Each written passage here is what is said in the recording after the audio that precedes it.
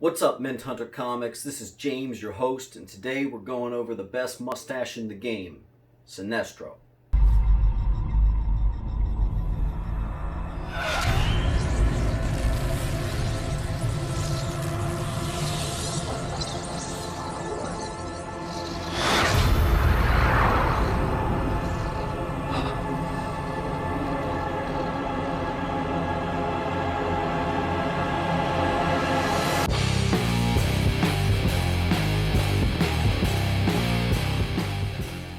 Before we jump in, I want to let you guys know I'm trying to build my channel, and I'm trying to build it fast. We're going to do some giveaways and some cool stuff, but I want to get to 100 subscribers soon. So do me a favor, give me that view, give me that like, subscribe, and enable your notifications for my videos. I try to do something every twice or three times a week. We'll start off with a few key issues you should have, good luck having rather. They're really hard to get. Green Lantern 7. That's his first appearance. Kind of a whack cover, but still pretty cool. If you want his better cover, you're looking for Green Lantern 9, his second appearance, and that's his first true cover appearance.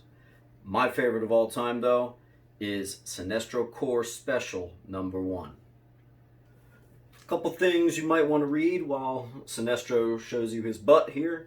This is the Jeff Johns Green Lantern run. If you haven't read this, do yourself a favor. This is just the first book, so it's a little daunting, but this is probably one of the best things you can read from DC, and certainly Sinestro, so highly recommend. Alright, so let's get to it. We're going to look at his sculpt.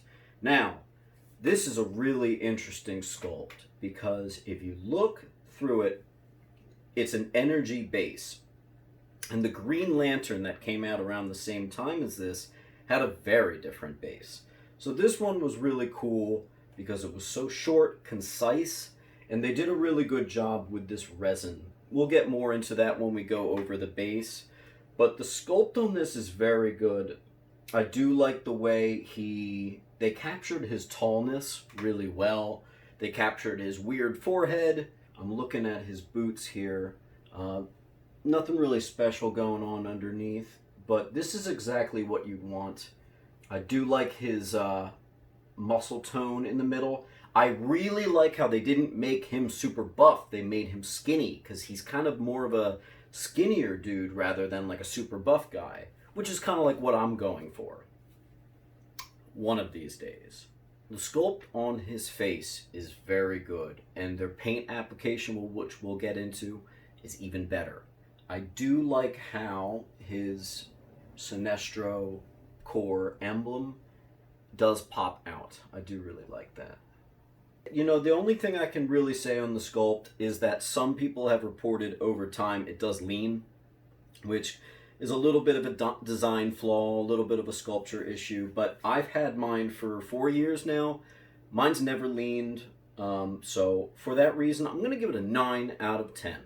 No. Alright, this is what I'm excited to get into, but also a little nervous. We're going to go into his paint. His paint's really nice. The head sculpt is pretty much perfect. I think they nailed him. I love the eyes. There's not a single thing I would change. Alright, the eyebrows scream Sinestro. I like his fade going on. They absolutely got his almost like Three Musketeers mustache going on. This was an absolute win, guys. Look at this. But if you look very closely, his hand on his back, I think there's some missed opportunities with the paint. It does look like he's a little bit too matte of a finish on his hands. I don't know what's going on quite there, but they look a little bit flat. And ironically, I'm not seeing it in his face. I'm only seeing it in his hands. Something to note. But I absolutely love their yellow gold choice. I think that was really good. They didn't just make him yellow, they made him yellow gold. It looks absolutely fantastic, and it pops really well. There are absolutely no overpainting. Everything's between the lines on mine, so I'm really happy about that. Alright, so we're going to give his paint an 8 out of 10. The only thing that docks it a little bit is his hands. Which brings us to our next category, which is detail. Alright, detail. Unfortunately, I gotta get him for the same spot right between his hands. you'll see it kind of looks like there's a little bit of overlap there. So they didn't go too hard on the detail. I would have liked to make his hands a little bit more defined. And I'm actually really talking about his fingers more than his hand, because I do like the details on the veins in his hand. I think that was done very well. Again, I can't keep saying, but I will. His head sculpt is amazing. The lines in his face, the forehead, the widow's peak. It's just all, they did such a good job, you know. And there's his emblem right there. So we are going to look at, real quick, I'll put this out for you. There's a couple different switch outs. Here's just his hand.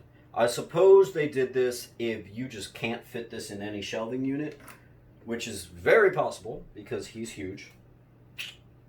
Now my second favorite one. This is the Sinestro Core Construct. I think that's a really good one. I think that's a win. It's just that the other one is better. If you look at this, I think that looks nice. But with this one, I feel like it's got such a tall energy going on that you want to continue it tall, which is why for 4 years now, I've been displaying it with this.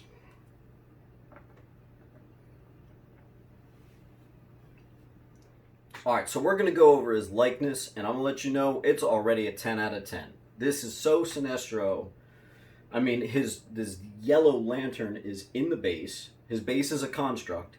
He's carrying a construct. He's got the militaristic pose. He's got the kind of cockiness in his raised eyebrows and his arm behind his back. I mean, there's no question this is Sinestro. So let's just move on. Alright, up next is pose. And I'm going to let this go around a full 360 so you can see. I love the pose. So what I really like about this is the lack of footprint this statue has. I can squeeze him into pretty much anywhere because he's so thin. The character's thin, his base is thin, everything about this is thin.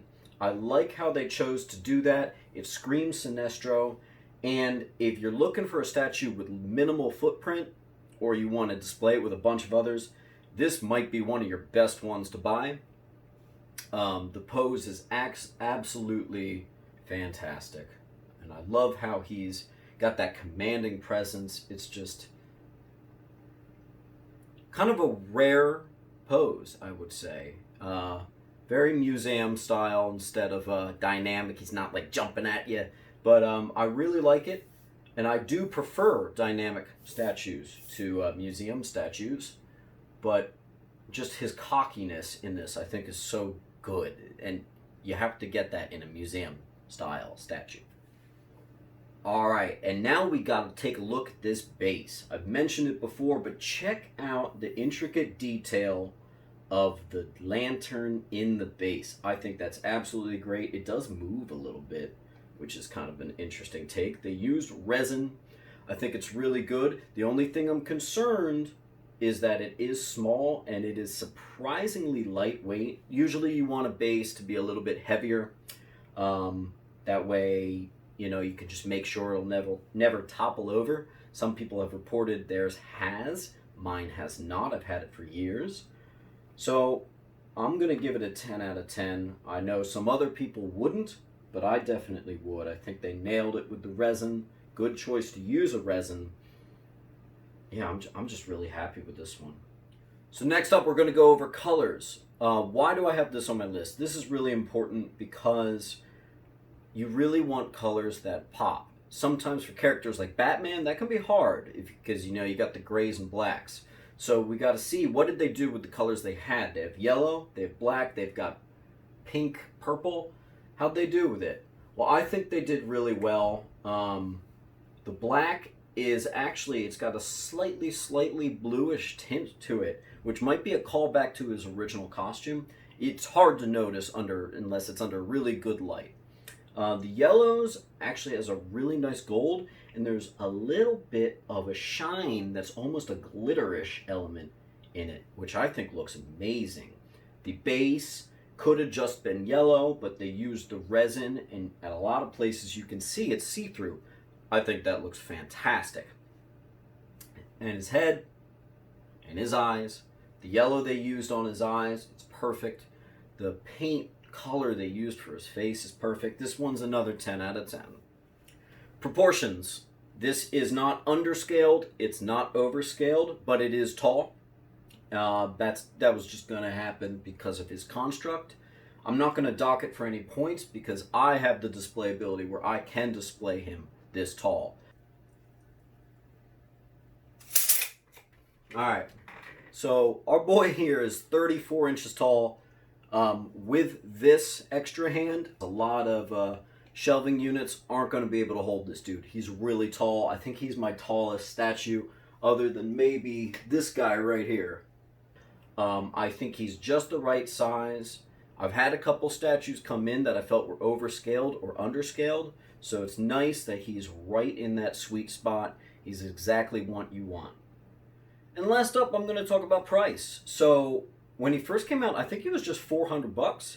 You can find him on eBay. He's almost doubled. He's like $800 now. I got mine for $500 off of eBay. And the reason he's so expensive is because he's really great. And I think a lot of people know it.